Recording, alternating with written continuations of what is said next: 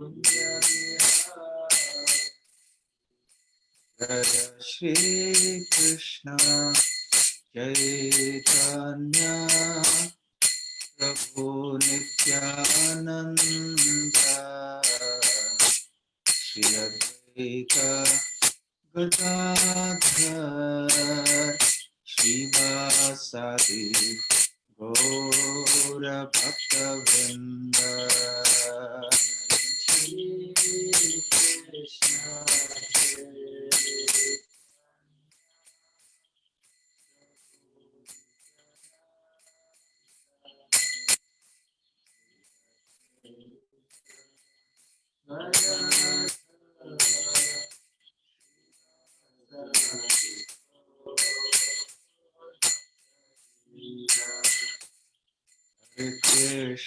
Hare Krishna, Krishna Krishna, Hare Hare, Hare Rama, Rama Rama, Hare Hare.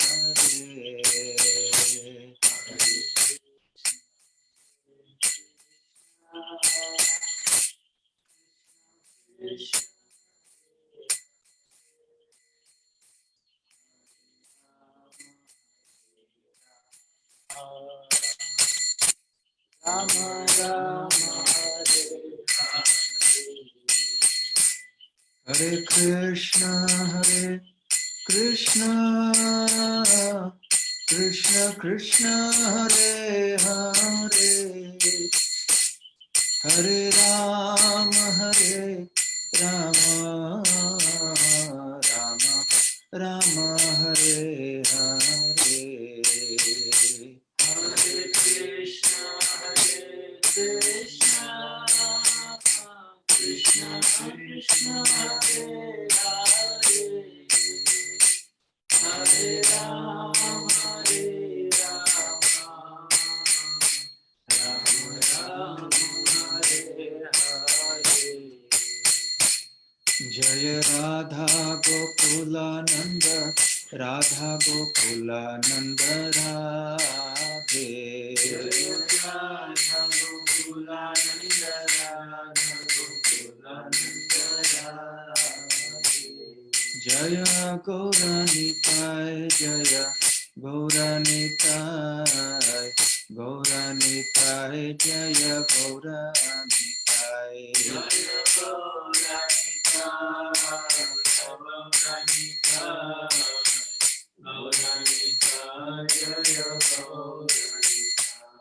Jaya Jaya Prabhupada, Prabhupada, Prabhupada, Jaya Jaya Prabhupada, Jaya Jaya Prabhupada.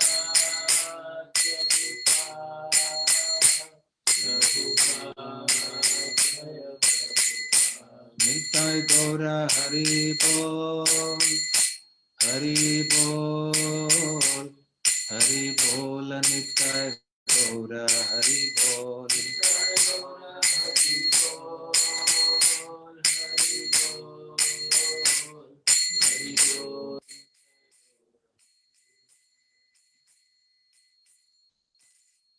Jayam Vishnupad Paramhansa Parivrajakaacharya Stotra Sat. His Divine Grace Abhay Charanar Vinda Bhakti Vedanta Swami Srila Prabhupada Ki Jai. Ananta Koti Vaishnava Vrinda Ki Jai.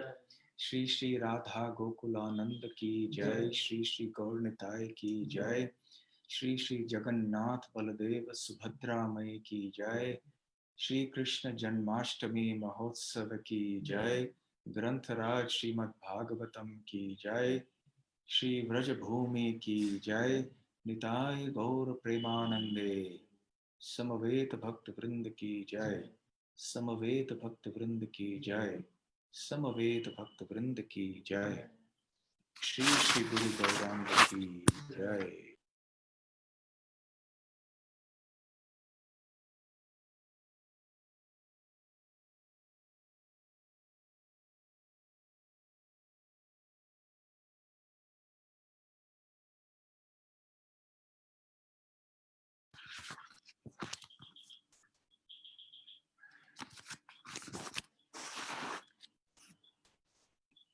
हरे कृष्णा।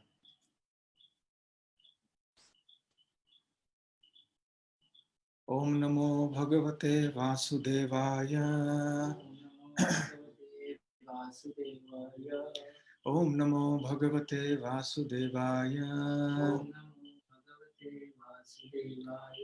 ओम नमो भगवते वासुदेवाय।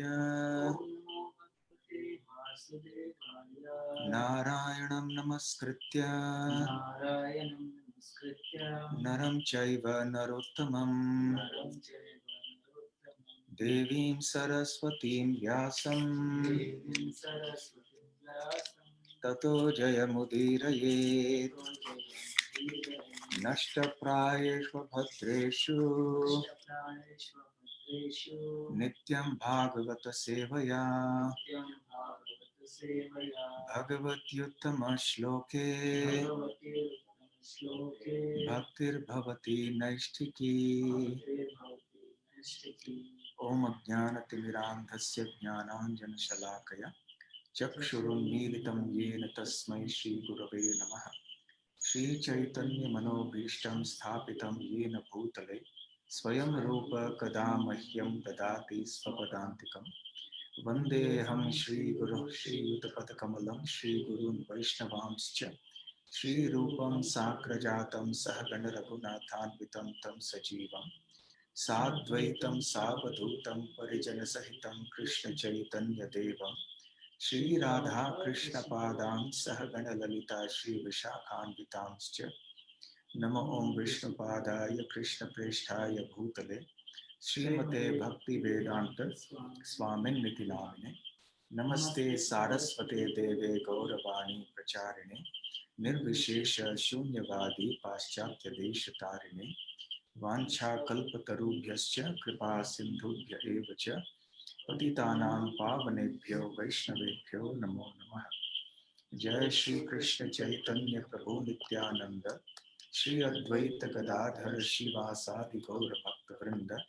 हरे कृष्ण कृष्ण कृष्ण हरे हरे हरे राम राम राम हरे हरे। हरे कृष्ण। आप सबका इस कृष्ण कथा के श्रृंखला में हार्दिक स्वागत है, जो कि प्रतिवर्ष अंतर्राष्ट्रीय श्री कृष्ण भावनामृत संघ इस्कॉन बेलगाम शाखा की ओर से प्रस्तुत किया जाता है।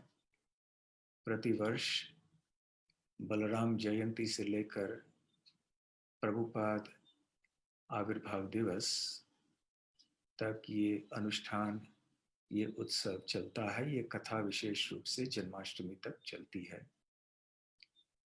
वैसे अनेक वर्षों से ये कथा चलती आई है।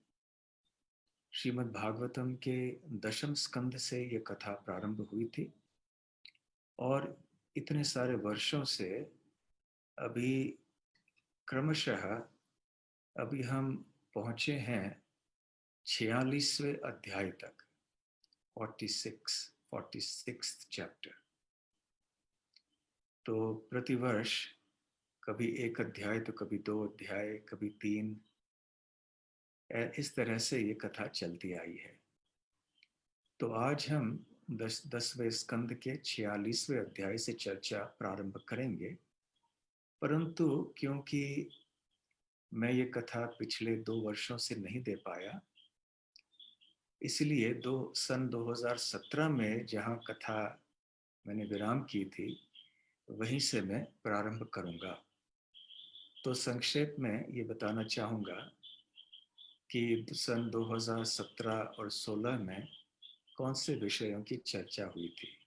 बस 5 मिनट में ये बताएंगे, ताकि जब हम ये 46वें अध्याय की चर्चा करेंगे तो ये सारी बातें ये हमारे मन में ताज़ी रहेंगी।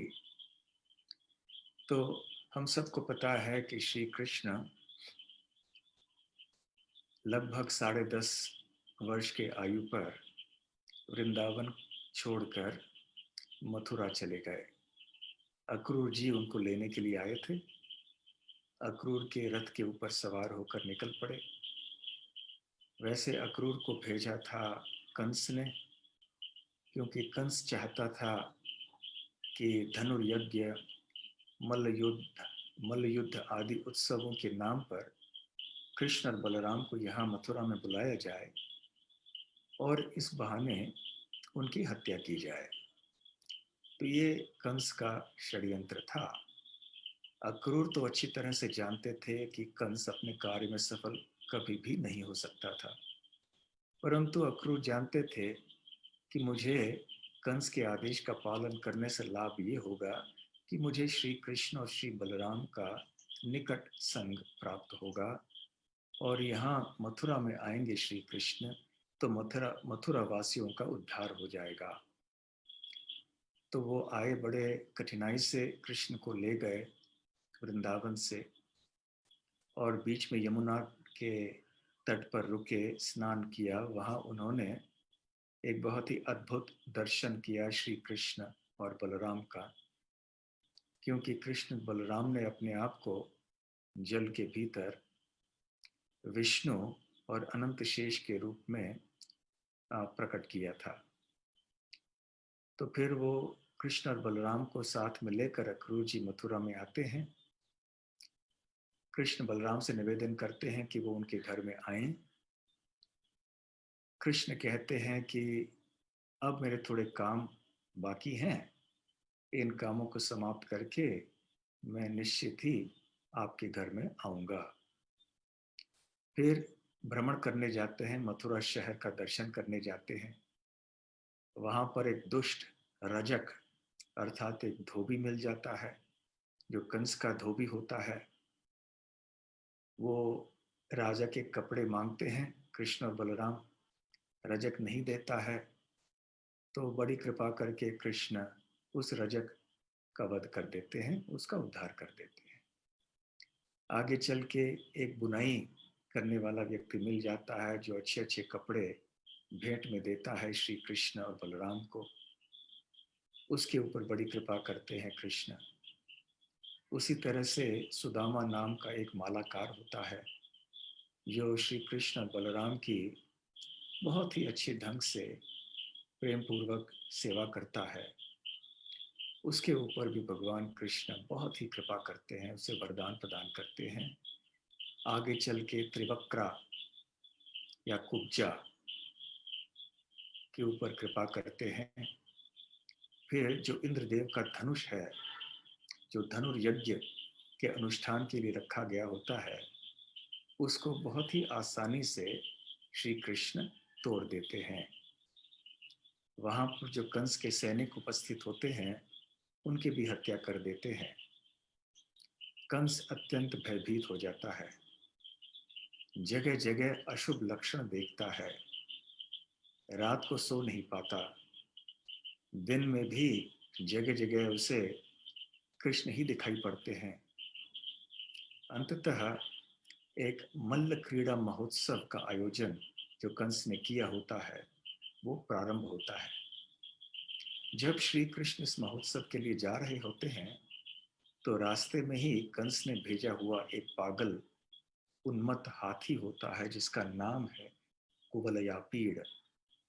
श्री कृष्ण उसकी हत्या कर देते हैं, और फिर यहाँ मल्ल युद्ध में चाणूर, मुष्टिक और उनके साथियों की हत्या करते हैं श्री कृष्ण और श्री बलराम। अंततः कंस की हत्या भी श्री कृष्ण कर देते हैं। जब देवकी और वसुदेव, जो कृष्ण के माता और पिता हैं, वो इस दृश्य को देखते हैं कि किस तरह ये दो छोटे बालक, जिनका शरीर दिखने के लिए तो बहुत नाजुक है, फिर भी इन्होंने ऐसे महान योद्धाओं को और महान जो मल्ल योद्धाओं की हत्या की, जिनके शरीर पहाड़ की तरह बड़े थे और वज्र की तरह कठोर थे। तो उनके मन में एक तरह का भय उत्पन्न हुआ, और उस ऐश्वर्य भाव से वो अपने पुत्र श्री कृष्ण के प्रति वात्सल्य स्नेह उपयुक्त रीति से व्यक्त नहीं कर पाए। भगवान श्री कृष्ण ने सोचा कि ये अच्छी बात नहीं है, मुझे मेरे माता पिता का वात्सल्य स्नेह चाहिए, तो योग माया का पर्दा उनके आंखों के सामने डाल दिया और उसके बाद देवकी और वसुदेव दोनों ही श्री कृष्ण को पुनः अपना पुत्र मानने लग गए। फिर श्री कृष्ण ने उग्रसेन महाराज को मथुरा के राजगद्दी पर बिठाया और नंद महाराज जो कि वहां पे अन्य गोपगणों के साथ में आए थे मथुरा, उनसे भी मीठे शब्द कहे और वापस उनको वृंदावन भेज दिया, ये आश्वासन देकर कि वो शीघ्र ही वहां पर लौटेंगे। फिर वहां पर मथुरा में श्री कृष्ण की दूसरी दीक्षा हो गई, उपनयन संस्कार हुआ और फिर उनको वैदिक शास्त्रों के अध्ययन के लिए एक गुरु के पास भेजा गया। तो उनके गुरु थे सांदीपनि मुनि, जो कि अवंती में निवास करते थे। तो वहां पर वो रहे। शीघ्र ही बहुत कम समय में श्री कृष्ण और बलराम ने बहुत कुछ सीख लिया। जो भी कुछ सांदीपनि मुनि सिखाना चाहते थे, जिसके लिए अन्य बालकों को अनेक वर्ष लग जाते थे, थोड़े दिनों में ही श्री कृष्ण और बलराम ने इन सारे विषयों को सीख लिया और इसमें निपुण भी हो गए। जब पढ़ाई शिक्षण समाप्त हो गया और लौटने का समय आया, तो श्री कृष्ण और बलराम सांदीपनि मुनि के पास गए। उन्होंने कहा कि हम दक्षिणा क्या दे सकते हैं आपको। तो सांदीपनि मुनि ने कहा कि थोड़े समय पहले मेरे पुत्र की मृत्यु हुई थी, मुझे पता नहीं कि इस आयु में उसकी मृत्यु क्यों हुई। तो हम चाहते हैं, मैं और मेरी पत्नी ये चाहते हैं कि आप दोनों, जो कि बहुत विशेष हैं, आपकी शक्ति अपार है, अद्भुत है, आप मेरे इस पुत्र को मेरे पास लौटा दें। तो श्री कृष्ण ने जाके पहले तो समुद्र में जाके पंचजन राक्षस का वध किया। वहां भी अवंती के संदीपनि मुनि के पुत्र मिले नहीं। फिर यमराज के दरबार में गए। वहां यमराज ने बड़े प्रसन्नता से सांदीपनि मुनि के पुत्र को दिया कृष्ण को।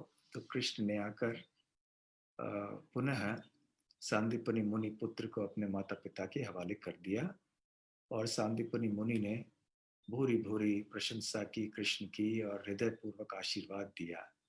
और फिर श्री कृष्ण और बलराम मथुरा लौट के आए। मथुरावासी तो बहुत ही प्रसन्न हो गए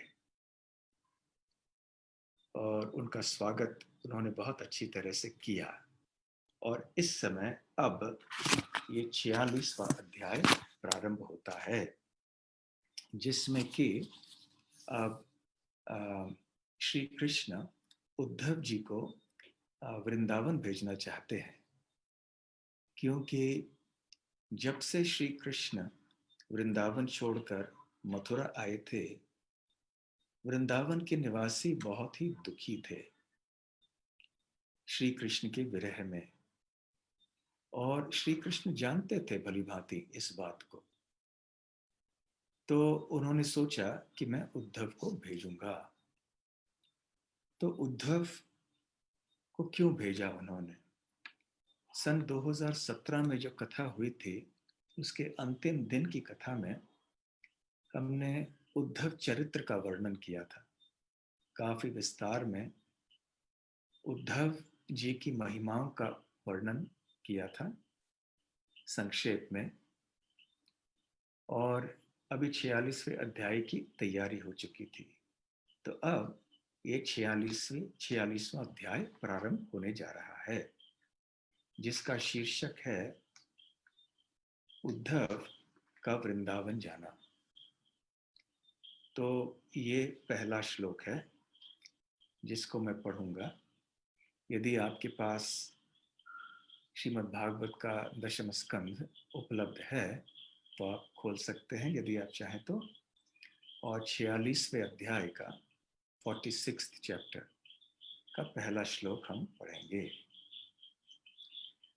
श्री शुक उवाच श्रीशुक उवाच वृष्णीनां प्रवरो मन्त्री वृष्णीनां प्रवरो मन्त्री कृष्णस्य दयितः सखा कृष्णस्य दयितः सखा शिष्यो बृहस्पतिः साक्षात् शिष्यो बृहस्पतिः साक्षात् उद्धवो बुद्धिसत्तमः।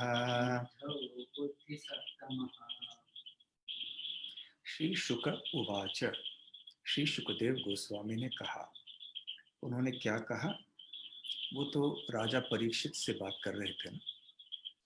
तो उद्धव जी की महिमा का गान कर रहे हैं इस श्लोक में शुकदेव गोस्वामी। वो कहते हैं वृष्णि नाम प्रवरो मंत्री कृष्णस्य दयितः सखा। वृष्णि नाम अर्थात वृष्णि वंश में प्रवरः सर्वश्रेष्ठ सर्वश्रेष्ठ वृष्णि कौन है? उद्धव है। वो मंत्री हैं, मंत्री अर्थात सलाहकार हैं। किनके? श्री कृष्ण के। इतना ही नहीं, कृष्णस्य दयितः, वो कृष्ण के प्रिय हैं और सखा, उनके घनिष्ठ मित्र भी हैं। शिष्यो बृहस्पते साक्षात, वो साक्षात बृहस्पति जो देवताओं के गुरु हैं, उनके शिष्य हैं वो। उद्धवो बुद्धि सप्तमः, तो ये उद्धव जो हैं बुद्धि सप्तमः अर्थात उनकी बुद्धि बहुत तीव्र है। सर्वश्रेष्ठ गुणवत्ता की बुद्धि है उनकी, बहुत ही बुद्धिमान है ये उद्धव। तो उद्धव का वर्णन इसलिए करने जा रहे हैं, या महिमा का गान इसलिए कर रहे हैं शुकदेव गोस्वामी इस समय, क्योंकि जैसा कि अगले कई श्लोकों में स्पष्ट होगा कि श्री कृष्ण उनको चुनते हैं वृंदावन जाने के लिए। स्वयं श्री कृष्ण नहीं जाते हैं, इस समय नहीं जाते हैं, वो तो बहुत बाद में जाएंगे। एक बार जब मथुरा से वो द्वारका जाते हैं, द्वारका अनेक वर्षों तक रहते हैं, और उस समय जब वो दंत वक्र का वध करते हैं, उसके बाद थोड़े समय के लिए वृंदावन आते हैं एक बार। परंतु अब समय नहीं था वृंदावन लौटने का श्री कृष्ण के लिए, तो उन्होंने उद्धव को भेजा। तो अभी उद्धव को क्यों भेजा श्री कृष्ण ने वृंदावन? पहली बात तो ये है कि वो स्वयं जा सकते थे, स्वयं क्यों नहीं गए? पहली बात यह है कि उन्होंने अपने माता पिता देवकी और वसुदेव को वचन दिया था कि मैं आपके साथ अभी रहूंगा। वैसे इतने वर्षों तक देवकी और वसुदेव के साथ वो नहीं रहे थे। जैसे ही श्री कृष्ण का जन्म देवकी के गर्भ से हुआ था, मथुरा के कारागार में तुरंत वसुदेव जी श्री कृष्ण को गोकुल में ले गए थे, वहां पे छोड़ के चले आए थे। तो यद्यपि माता देवकी ने जन्म दिया था श्री कृष्ण को, फिर भी माता देवकी को और वसुदेव को भी श्री कृष्ण के बाल लीलाओं का और उनके पौगंड लीलाओं का भी आनंद लेने का अवसर नहीं मिला। ये दिव्य आनंद श्री कृष्ण ने प्रदान किया माता यशोदा और नंद महाराज को और वृंदावन के अन्य निवासियों को। तो श्री कृष्ण के हृदय में ये संकोच था, ये दुख था कि यद्यपि मेरे प्रिय ब्रजवासी भक्तों को मैंने मेरा संग दिया, इनके ऊपर इतनी कृपा मैंने की, उनके साथ 10 साढ़े 10 वर्ष में रहा, उनके संग इतने मधुर मधुर लीलाएं मैंने किए, फिर भी मुझे संकोच इस बात का है कि मेरे प्रिय माता और पिता देवकी और वसुदेव, इनको मैं संग बिल्कुल नहीं दे पाया। और एक माता के लिए कितने दुख की बात है कि जैसे ही उसके गर्भ से बच्चे का जन्म होता है, बच्चा उससे दूर ले जाया जाए। और फिर 10 साढ़े 10 सालों तक माँ जो है वो बच्चे को देखे नहीं, तो माँ को कितना दुख होगा।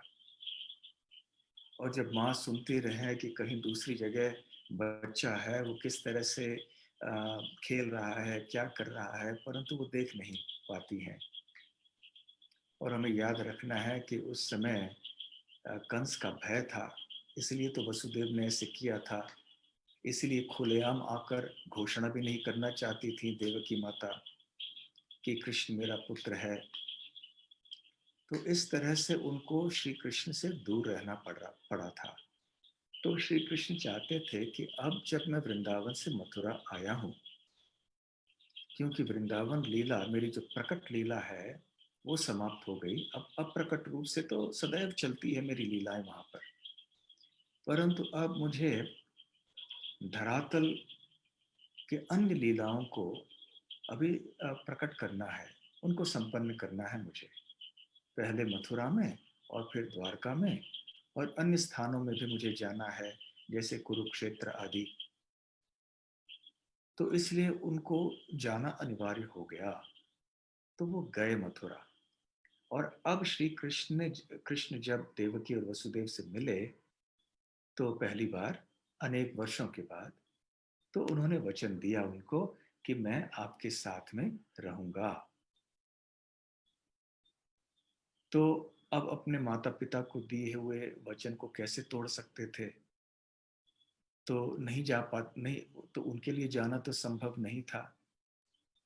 साथ साथ उन्होंने वचन ब्रजवासियों को भी दिए हुए थे। जब अक्रूर जी उनको ले जाने के लिए आए थे वृंदावन से मथुरा, तो उस समय श्री कृष्ण ने कहा था ब्रजवासियों से, आयास्ये, मैं लौट के आऊंगा। और जब नंद महाराज मथुरा आए थे, जब श्री कृष्ण भी अक्रूर जी के साथ आए थे, तो अलग से नंद महाराज गोप गणों के साथ, गोपों के साथ आए थे।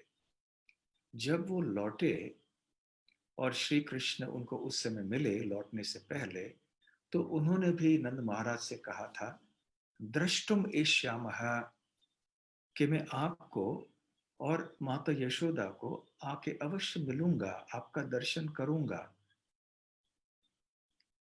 तो सामान्य ब्रजवासियों को भी और अपने माता पिता को भी श्री कृष्ण ने वचन दिया था कि मैं लौट के आऊंगा।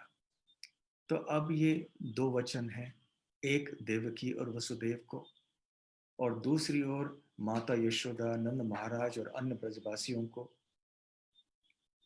तो देवकी और वसुदेव को वचन देने के कारण वो इस समय तो कम से कम ब्रजवासियों को दिए हुए वचन का पालन नहीं कर पा रहे थे। इसलिए ये आवश्यक था उनके लिए कि वो नहीं जाएं, परंतु किसी न किसी तरह से उनके प्रिय ब्रजवासी भक्तों को वो सांत्वना देना चाहते थे, क्योंकि वो जानते थे कि कितने दुखी थे वो। तो इसलिए वो स्वयं नहीं गए। ये भी प्रश्न उठाया जा सकता था कि पुनः कम से कम किसी समय वो नंद महाराज और माता यशोदा को आमंत्रित कर सकते थे मथुरा में आने के लिए। आखिर मथुरा वृंदावन से उतना दूर तो है नहीं, तो बीच बीच में उनको बुला सकते थे। तो ऐसे श्री कृष्ण ने क्यों नहीं किया। तो श्रील जीव गोस्वामी कहते हैं कि इसका कारण ये है कि वृंदावन का जो भाव है वो मथुरा के भाव से भिन्न है। वृंदावन के जो निवासी हैं उनका प्रेम श्री कृष्ण के प्रति बहुत ही विशेष है। वो बहुत मधुर है, माधुर्य ज्ञान युक्त है, ऐश्वर्य ज्ञान युक्त नहीं है। अर्थात माधुर्य धाम श्री वृंदावन में ब्रजवासी कभी श्री कृष्ण के ऐश्वर्य या श्री कृष्ण की भगवत्ता को बंधन होने नहीं देते थे उनके प्रेम में। तो प्रेम की निकटता और प्रेम का मिठास इतना विशेष है, बल्कि केवल था नहीं, है वृंदावन में। इसलिए वो मथुरा के प्रेम से थोड़ा भिन्न है। मथुरा का प्रेम भी मधुर है अवश्य। जितने भी अलग अलग वर्ग के या प्रकार के शुद्ध भक्ति होते हैं श्री कृष्ण के प्रति, वो सब मधुर होते हैं, परंतु मधुरता के क्रम होते हैं, उसमें वर्गीकरण किया जा सकता है। तरतम्य क्या भी एक न्याय होता है। तो यद्यपि मथुरा की भक्ति भी मधुर है, परंतु वृंदावन जितनी मधुर नहीं है। क्यों नहीं है?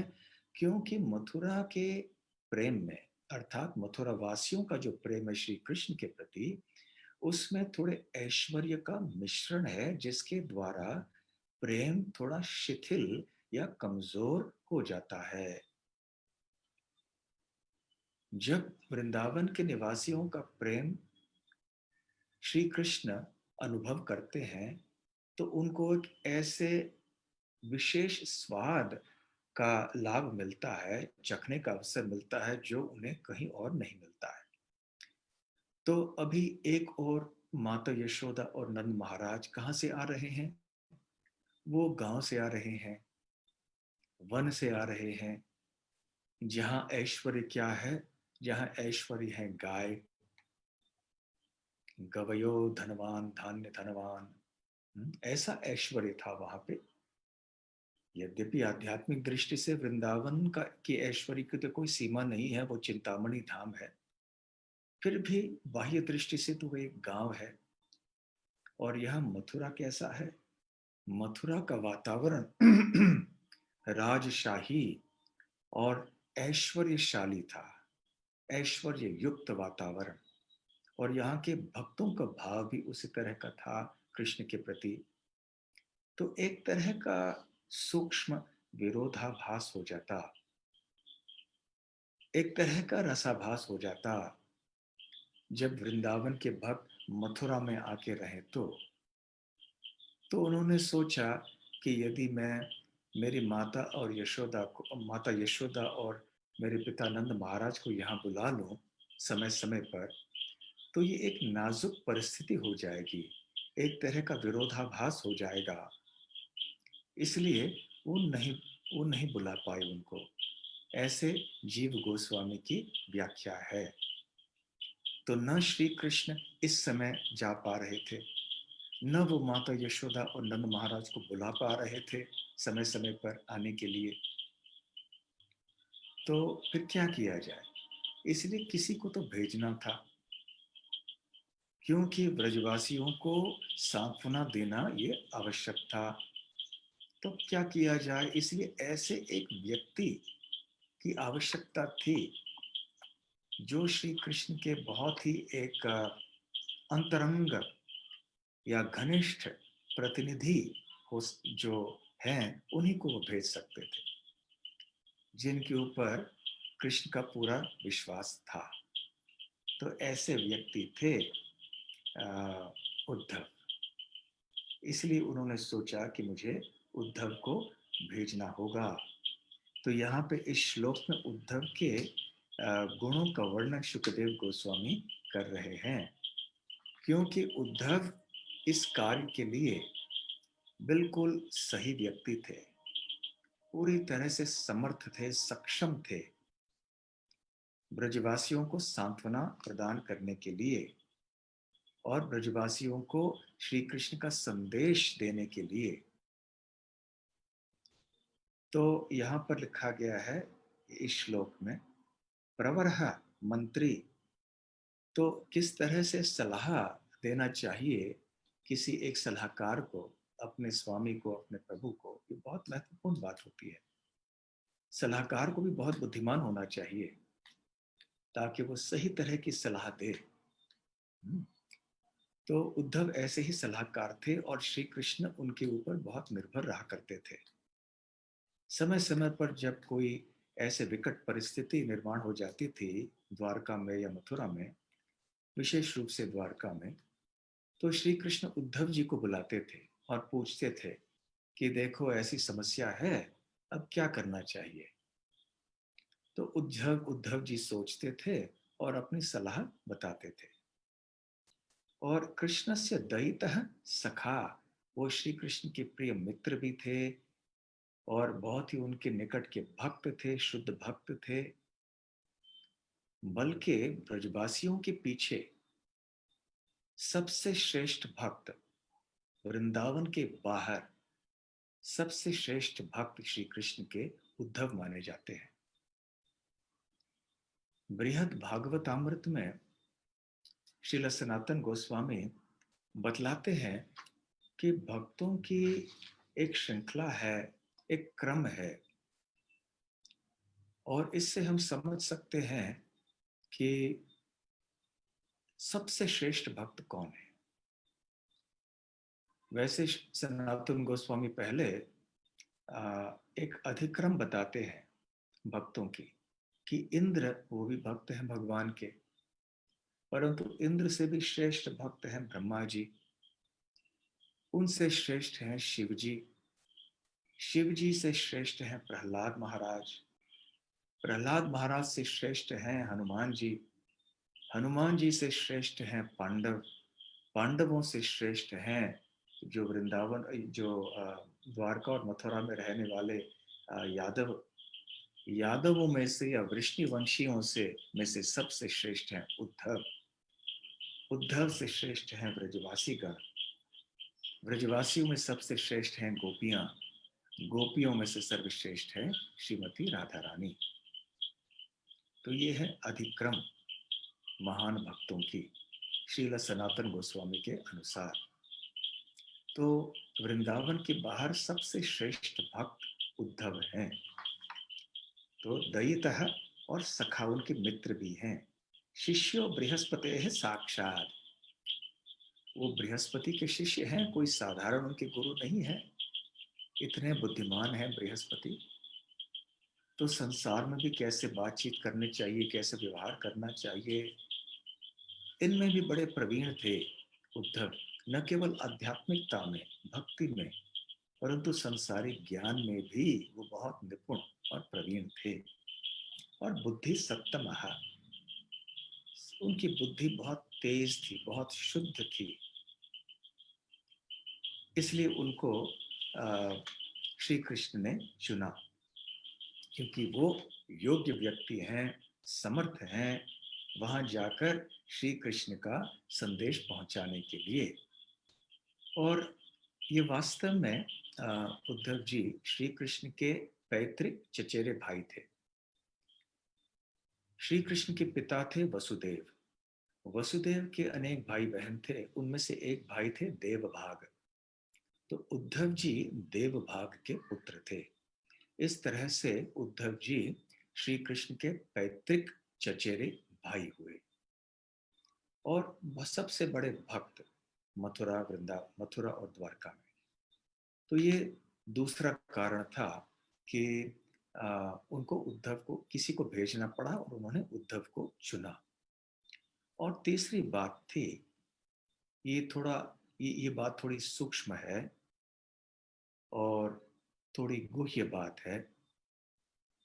वृंदावन के निवासियों की जो भक्ति है, उनका जो प्रेम है, वो संपूर्ण सृष्टि में सर्वश्रेष्ठ है, अतुलनीय है, अद्वितीय है।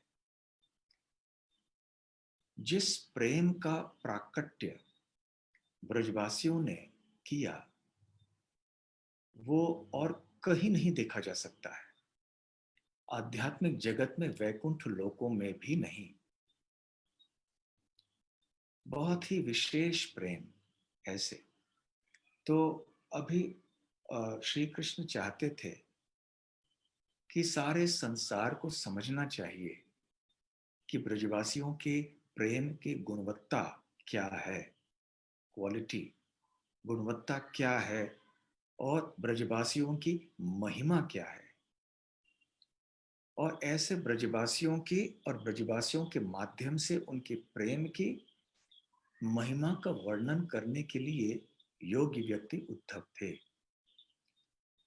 तो वो चाहते थे कि उद्धव जाकर न केवल ब्रजवासियों को सांत्वना दे, परंतु लौटकर मथुरा में मथुरा वासियों को और मथुरा वासियों के माध्यम से संपूर्ण सृष्टि को अवगत कराए कि ब्रजवासियों की महिमाएं क्या हैं।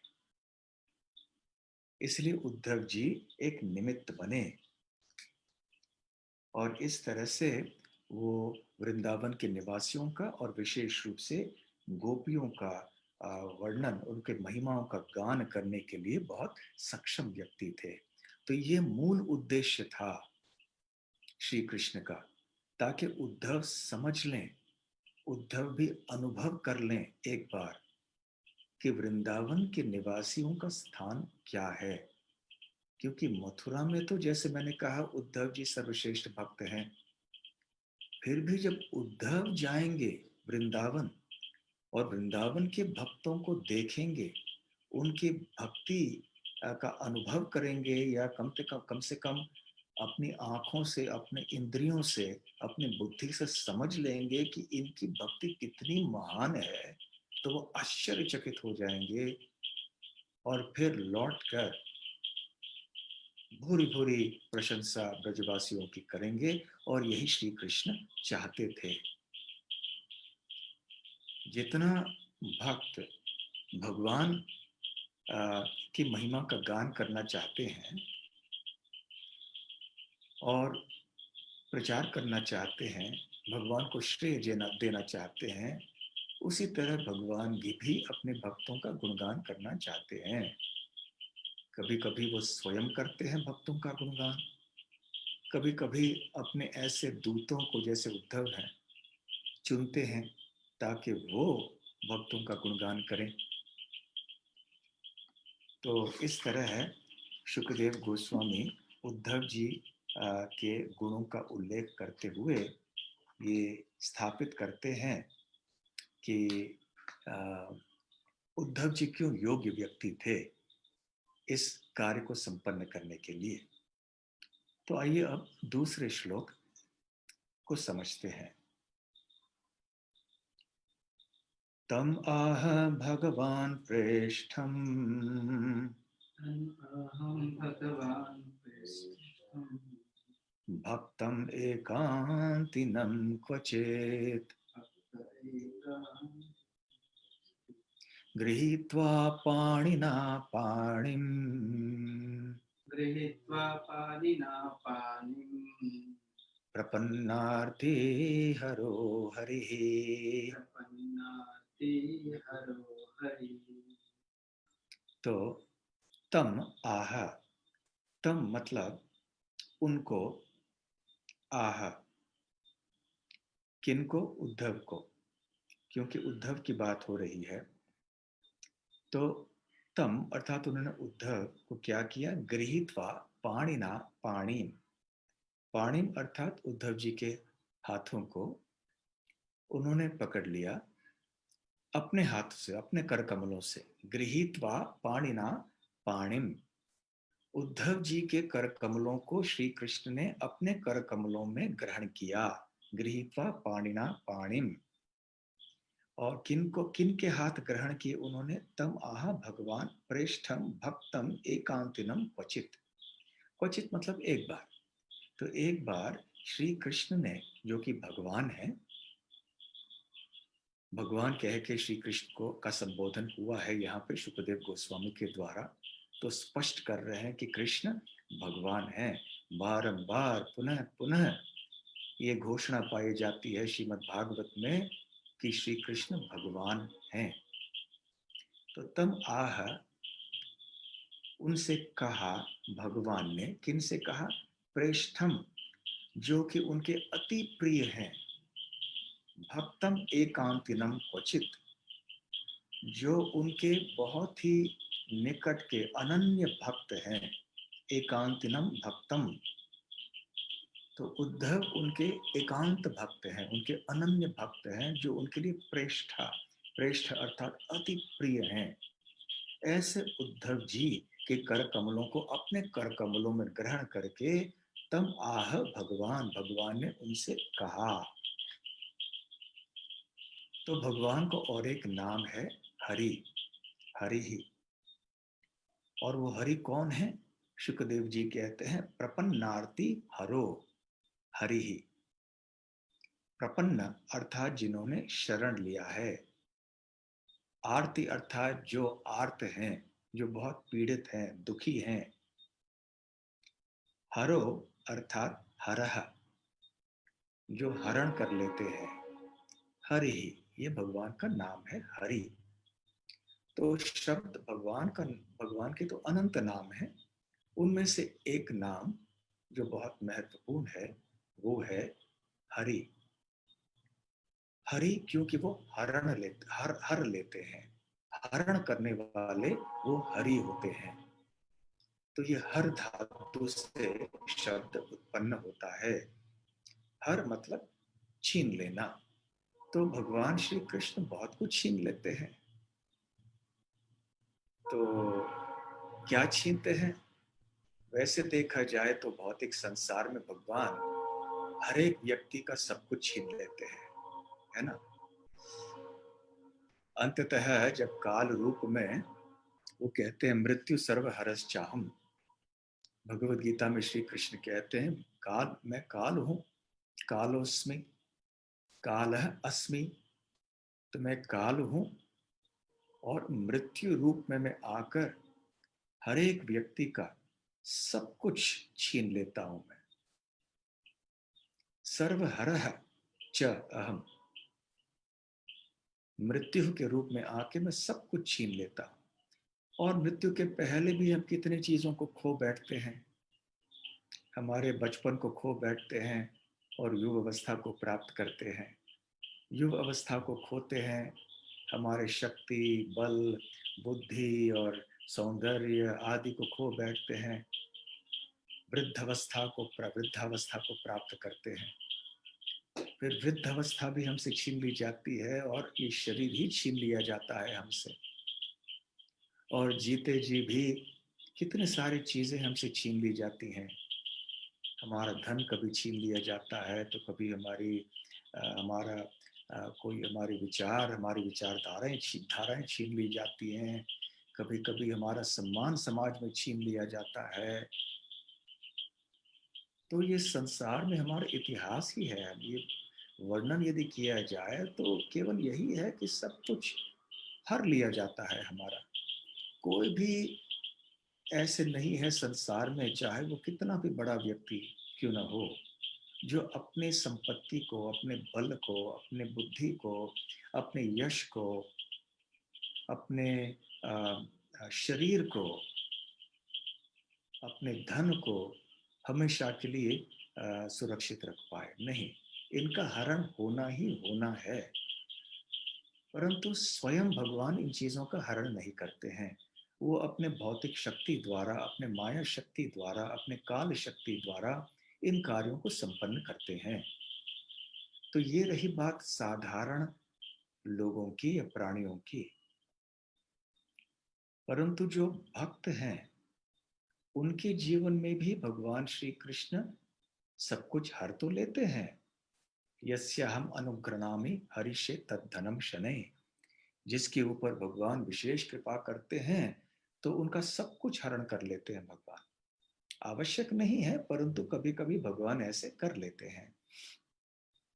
परंतु विशेष रूप से भक्तों के संदर्भ में हरि शब्द का तात्पर्य ये है कि भगवान उनके उपासकों के, उनके भक्तों के जो भी अमंगल चीजें हैं वो हर लेते हैं।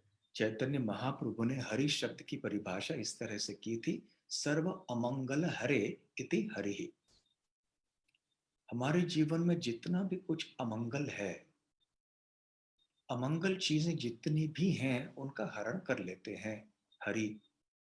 हमारे पापों को हर लेते हैं, हमारे दुखों को हर लेते हैं, हमारे कष्टों को हर लेते हैं, हमारे जितने भी और अशुभ चीजें हैं जीवन में उनको हर लेते हैं, हमारे अज्ञान को हर लेते हैं। इसलिए उनका नाम है हरि। और विशेष रूप से प्रेमतिया मन हरे, चैतन्य महाप्रभु कहते हैं इन सब अशुभ चीजों को छीन कर, इनका हरण करके हमारे मन में जो सबसे शुभ वस्तु है कृष्ण प्रेम, उसको देते हैं, प्रदान करते हैं। देखिए किस तरह का सौदा है ये। अभी संसार में हम सौदे करते रहते हैं, दिन भर प्रतिदिन सौदे करते हैं। हम बाजार में जाते हैं, थोड़े पैसा देते हैं, कुछ वस्तु खरीद के लेके आते हैं, चाहे वो फल हो, सब्जी हो, अनाज हो, कपड़े हो। कितनी चीजें हम बाजार से जाके खरीदते हैं, इसके बिना तो हम जी नहीं सकते। तो सौदा करते हैं ना हम, कुछ पैसा देते हैं और कुछ लेते हैं। और जो दुकानदार रहता है वो पैसा लेता है और कुछ वस्तु देता है ग्राहक को। तो ऐसे व्यापारी हो या साधारण व्यक्ति भी संसार में हो, तरह तरह के सौदे जो है वो करते रहते हैं।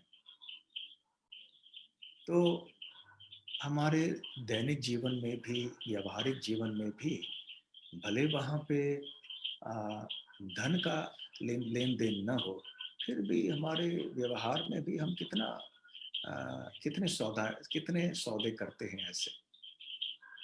परंतु कहीं क्या ऐसे सौदा हमने देखा है, कहीं सुना भी है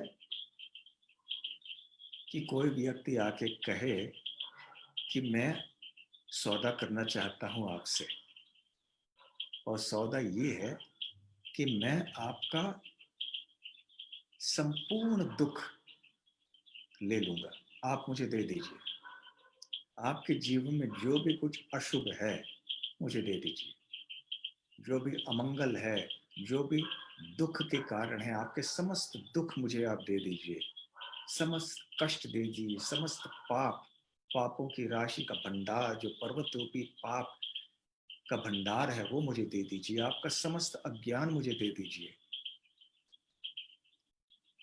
और मैं आपको दूंगा शाश्वत जीवन, जन्म मृत्यु के चक्र से छुटकारा, दुख और कष्ट से सदैव मुक्ति, मेरा सानिध्य प्रदान करूंगा। एक ऐसा शरीर आपको दूंगा, सच्चिदानंद रूप, जिसमें कोई मृत्यु नहीं, बुढ़ापा नहीं, बीमारी नहीं, जिसमें कोई अज्ञान नहीं, कोई दुख नहीं। और आप मेरे साथ रहोगे। तो मैं आपको ये देना चाहता हूँ, प्रेम दिया मन हरे। तो मैं हरण करना चाहता हूँ आपका मन, अभद्र चीजों से हर जो आपका मन मुक्त करना चाहता हूँ। और ये कृष्ण प्रेम, मेरा जो प्रेम है, मैं आपको प्रदान करना चाहता हूँ। ऐसा सौदा लेकर आए हैं श्री कृष्ण।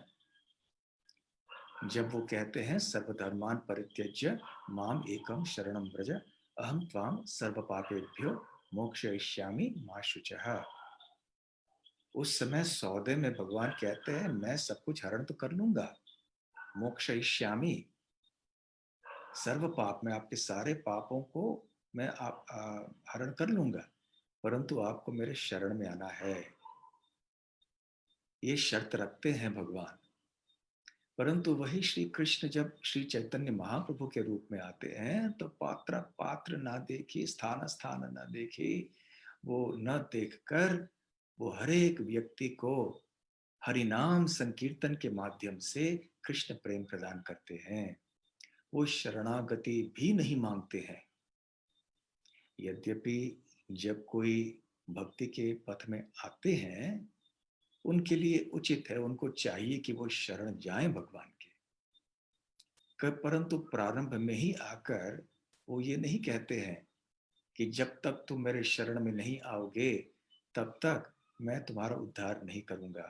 नहीं, जगाई मधाई जैसे पापी व्यक्तियों का उद्धार भी उन्होंने किया। तो जब भगवान श्री कृष्ण चैतन्य महाप्रभु के रूप में हरिनाम संकीर्तन के आंदोलन के द्वारा कृष्ण प्रेम को फैलाते हैं, कुछ भी मांगते नहीं हैं इसके बदले में, तो ऐसी कृपा हमें कहाँ दिखाई पड़ेगी? ऐसा सौदा हमें कहाँ मिलेगा? इसलिए हरि शब्द का जो वास्तविक तात्पर्य है, उसका वास्तविक और सर्वोच्च तात्पर्य, सबसे गूढ़ तात्पर्य हमें श्री चैतन्य महाप्रभु के स्वरूप में दिखाई पड़ता है। तो ऐसे श्री चैतन्य महाप्रभु हमें कृष्ण प्रेम प्रदान करने के लिए आए हैं। प्रपन्न प्रपन्नार्ति हरो हरि, सर्व अमंगल हरे प्रेम दिया मन हरे। इसलिए श्री कृष्ण का नाम है हरि। तो ऐसे भगवान हरि ने क्या किया, अपने कर कमलों में उद्धव जी के कर कमल ग्रहण किए, और उद्धव जी जो कि उनके अति प्रिय प्रेष्ठम अनन्य भक्त थे, भक्तम एकांतिनम, और उनसे कहा, उनसे क्या कहा, इस बात को वो तीसरे श्लोक में हम देखेंगे। शुकदेव गोस्वामी यहाँ पर क्या कहते हैं कि उद्धव जी ने, क्षमा कीजिए, श्री कृष्ण ने उद्धव जी से क्या कहा।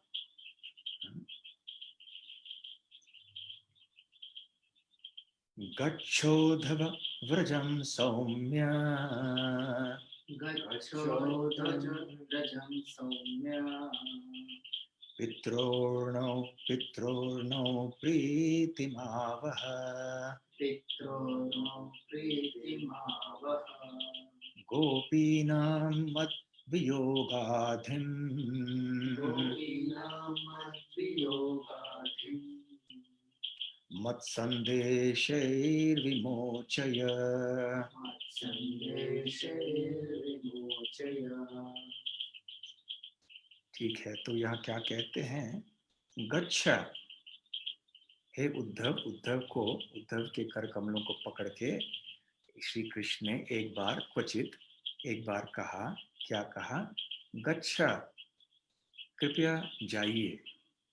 कहाँ जाइए, गच्छ गच्छ उद्धव, कि कृपया जाइए, ब्रज भूमि वृंदावन जाइए, हे सौम्य स्वरूपी उद्धव। सौम्य, क्योंकि उद्धव का स्वरूप बड़ा सौम्य था। गच्छ उद्धव व्रजम सौम्य, तो हे सौम्य स्वरूपी उद्धव, कृपया ब्रज भूमि वृंदावन जाइए, और वहां जाकर क्या कीजिए, पित्रोर नो प्रीतिम, मेरे पितरों अर्थात मेरे माता पिता, नो मतलब मेरे, हमारे माता पिता को, प्रीतिम उनको संतुष्ट करना, उनको आनंद प्रदान करना।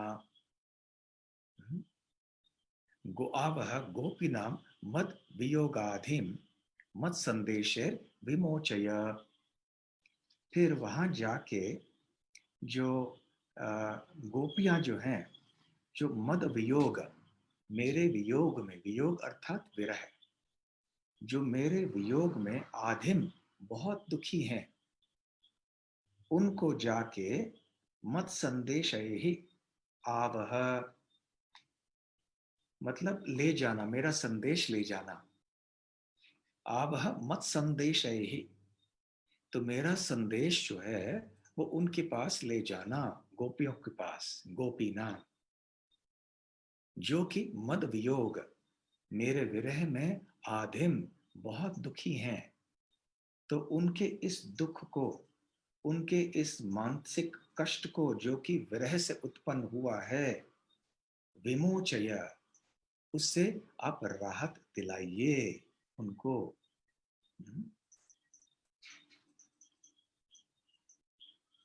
तो ऐसे अभी उनको, उनसे कहते हैं श्री कृष्ण उद्धव जी से। अब श्री कृष्ण बताने वाले हैं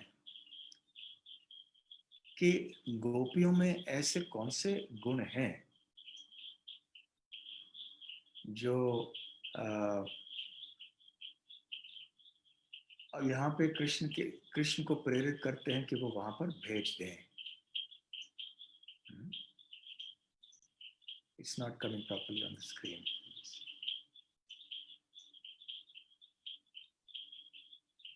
अच्छा,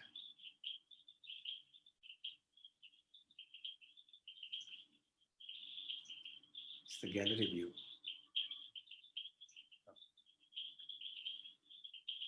क्षमा कीजिए, थोड़ी तकनीकी चीजें थी।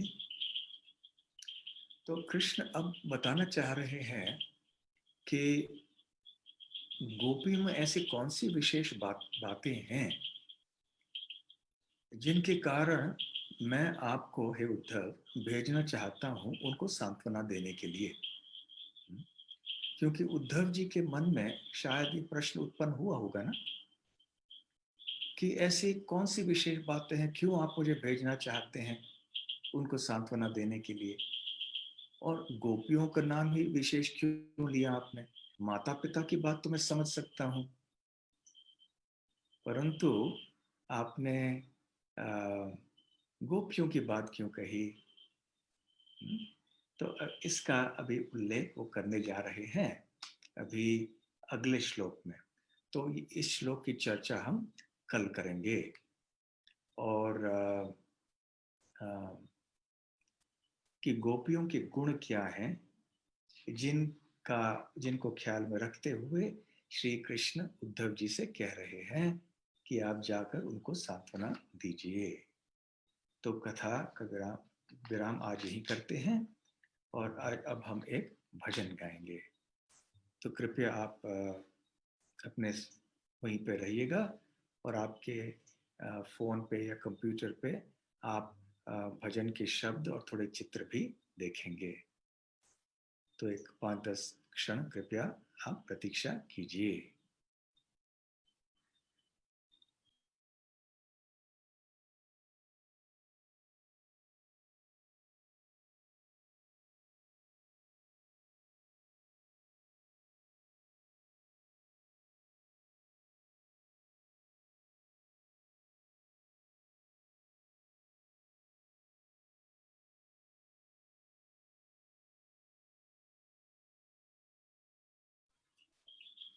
हरे कृष्णा। तो अब आज हम गाएंगे श्रीमद् वल्लभाचार्य कृत श्री मधुराष्टकम। श्री मधुराष्टकम गाएंगे।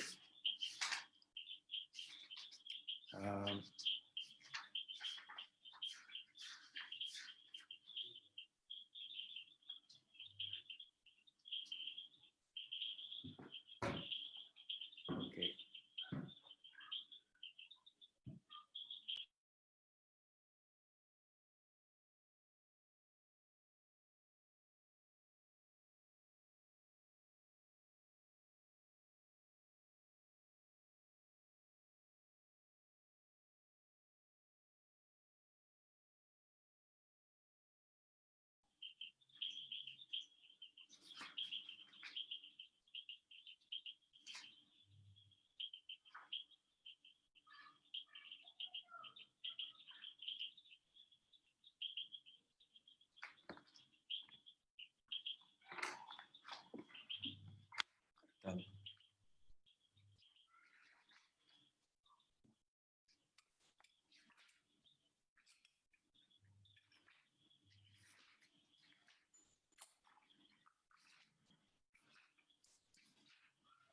अधरं मधुरं वदनं मधुरं, अधरं मधुरं वदनं मधुरम्।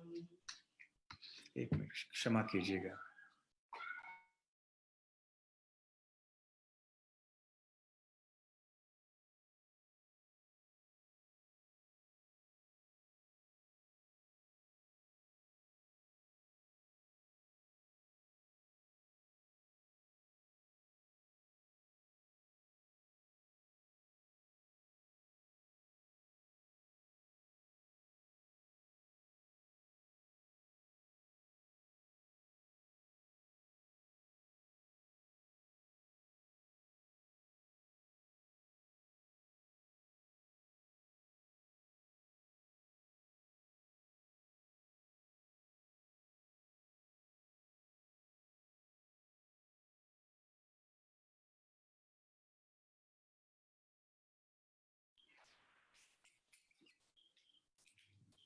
क्षमा कीजिए।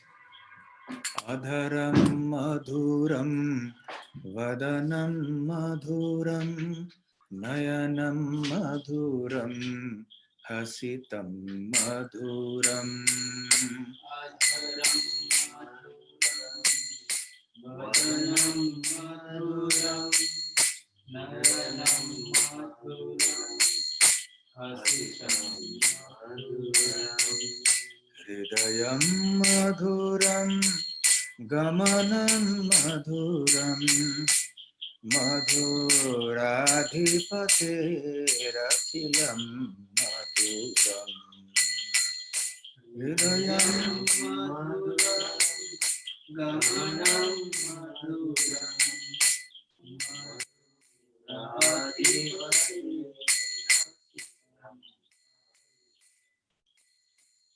वचनं मधुरं चरितं मधुरं वसनं मधुरं वलितं मधुरम् वचनं मधुरं चरितं वसनं मधुरं वलितं मधुरम् चलितं मधुरं भ्रमितं मधुरं मधुराधिपतेरखिलं मधुरम् चलितं मधुरं भ्रमितं मधुरं मधुराधिपतेरखिलं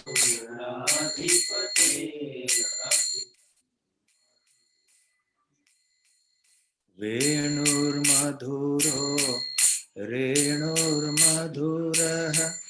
पाणिर्मधुरः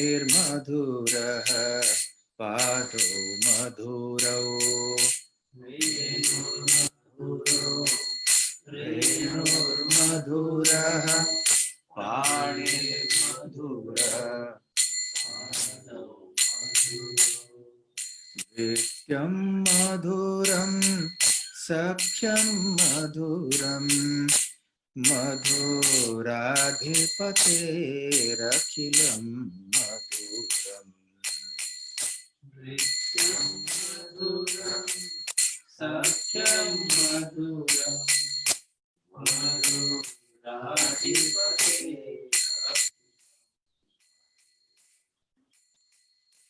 गीतं मधुरं पीतं मधुरं भुक्तं मधुरं सुप्तं मधुरम् गीतं मधुरं पीतं मधुरं भुक्तं मधुरं सुप्तं मधुरम् रूपं मधुरं तिलकं मधुरं मधुराधिपतेरखिलं मधुरम् मधुरं तिलकं मधुरं मधुराधिपतेरखिलं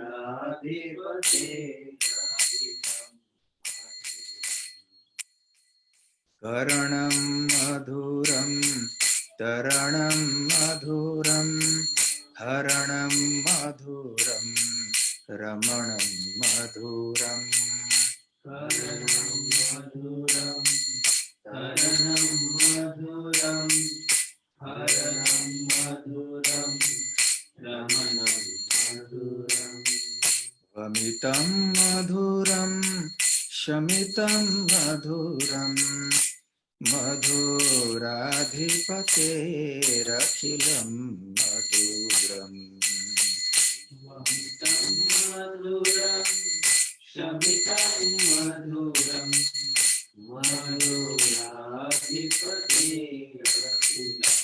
मधुरम् गुञ्जा मधुरा माला मधुरा यमुना मधुरा लीची मधुरा गुञ्जा मधुरा माला मधुरा यमुना मधुरा लीची मधुरा सलिलं मधुरं कमलं मधुरं मधुराधिपतेरखिलं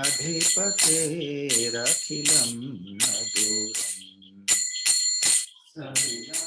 मधुरम कमलं मधुरम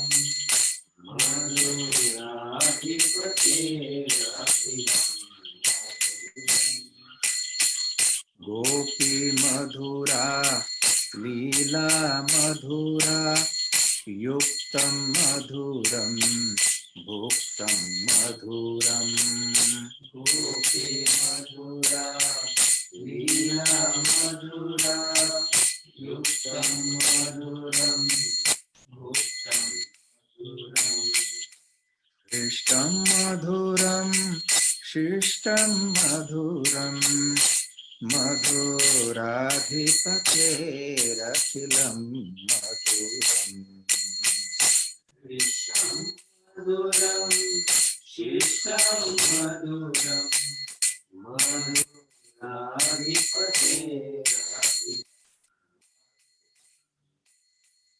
गोपा मधुरा गावो मधुरा यष्टिर्मधुरा सृष्टिर्मधुरा गोपा मधुरा गावो मधुरा यष्टिर्मधुरा सृष्टिर्मधुरा दलितं मधुरं फलितं मधुरं मधुराधिपतेरखिलं मधुरम्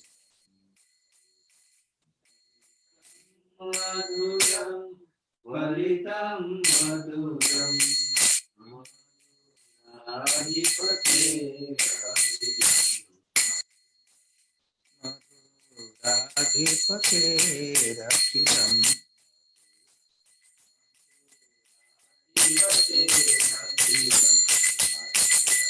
मधुराधिपतेरखिलं मधुरम्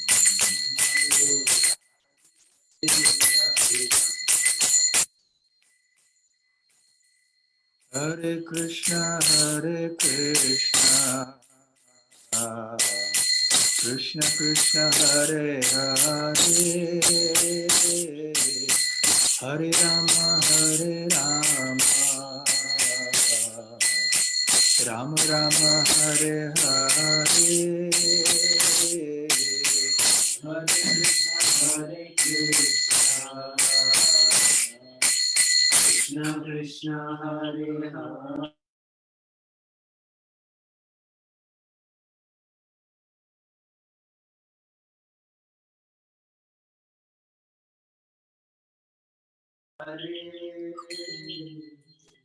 Hare Krishna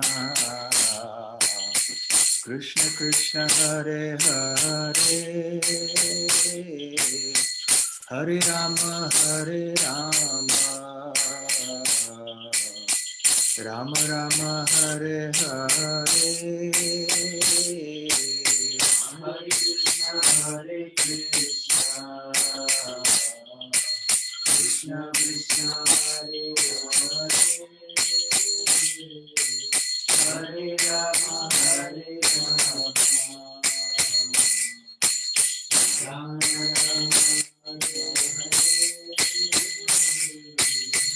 Hare Krishna Krishna Krishna Hare Hare Hare Rama Rama Rama Hare Hare Hare Krishna Krishna Krishna Hare Hare Hare Rama Rama Rama Hare Hare Krishna Krishna Krishna Hare Hare Hare Rama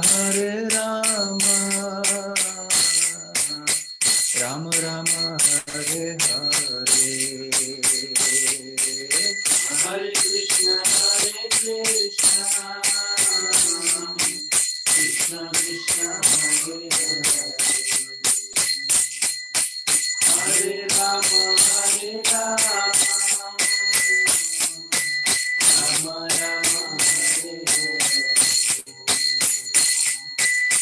Hare Krishna,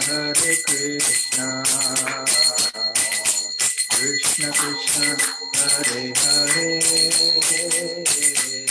Hare Rama, Rama Rama, Hare Hare, Hare Krishna, Krishna Krishna, Hare Rama, Rama Rama,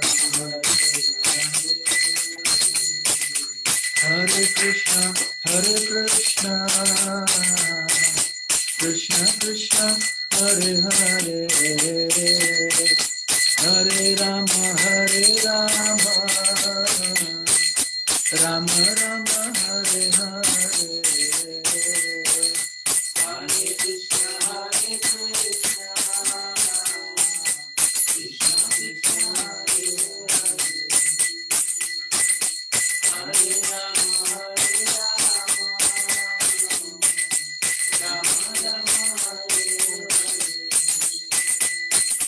Hare Krishna, Krishna Krishna, Hare Hare, Hare Rama, Rama Rama, Hare Hare, Hare Krishna, Krishna Krishna, Hare Hare, Hare Rama, Rama Rama, Hare Hare, Hare Krishna,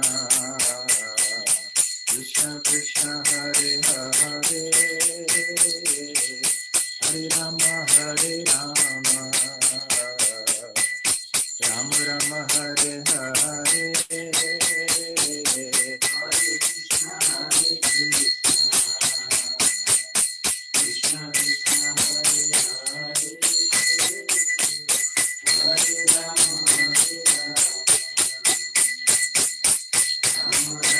Rama Rama, Hare Hare, Hare Krishna, Krishna Krishna, Hare Hare, Hare Rama, Rama Rama, Hare Hare, Hare Krishna, Krishna Krishna, Hare Hare, Hare Rama, Rama Rama, Hare Hare, Hare Krishna, Krishna Krishna, Hare Hare, Hare Rama, Rama Rama, Hare Hare, Hare Krishna, Krishna Krishna, Hare Hare, Hare Rama, Rama Rama, Hare Hare, Hare Krishna, Krishna Krishna, Hare Hare, Hare Rama, Rama Rama, Hare Hare, Hare Krishna, Krishna Krishna, Hare Hare, Hare Rama, Rama Rama, Hare Hare, Hare Krishna, Krishna Krishna, Hare Hare, Hare Rama,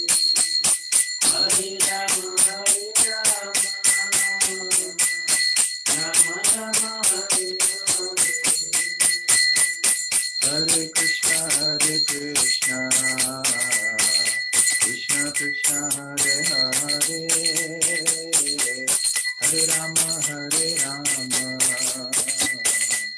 Rama Rama, Hare Hare, Hare Krishna, Krishna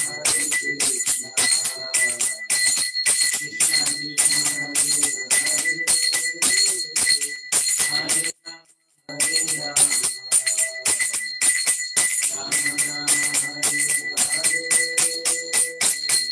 Radha Madhav Radhe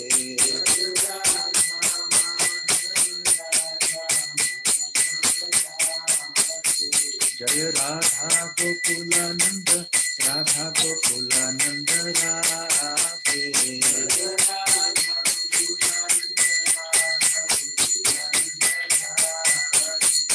जय गौरनिताय जय गौरनिताय जय गौरनिताय जय गौरनिताय जय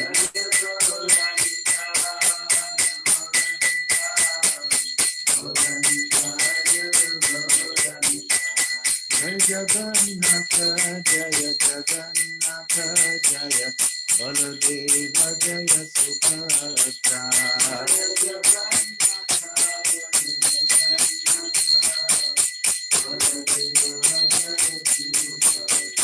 जय जय प्रभुपाद प्रभुपाद प्रभुपाद जय जय प्रभुपाद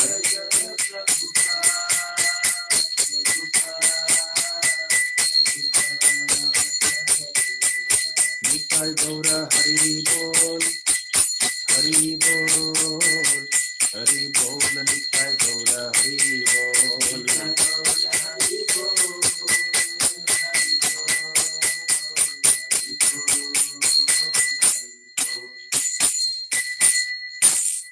गौर प्रेमानंदे श्री श्री राधा माधव की जय श्री श्री राधा गोकुलानंद की जय श्री श्री गौर निताय की जय श्री श्री जगन्नाथ बलदेव सुभद्रा मई की जय श्री श्री राधा माधव अष्ट सखी वृंद की जय श्री वृंदावन धाम की जय श्री कृष्ण जन्माष्टमी महोत्सव की जय ग्रंथराज श्रीमद् भागवतम की जय श्रील प्रभुपाद की जय निताय गौर प्रेमानंदे समवेत भक्त वृंद की जय समवेत भक्त वृंद की जय समवेत भक्त वृंद की जय श्री श्री गुरु गौरांग की जय हरे कृष्णा धन्यवाद कल शाम को 7 बजे आपसे पुनः हम मिलेंगे हरे कृष्ण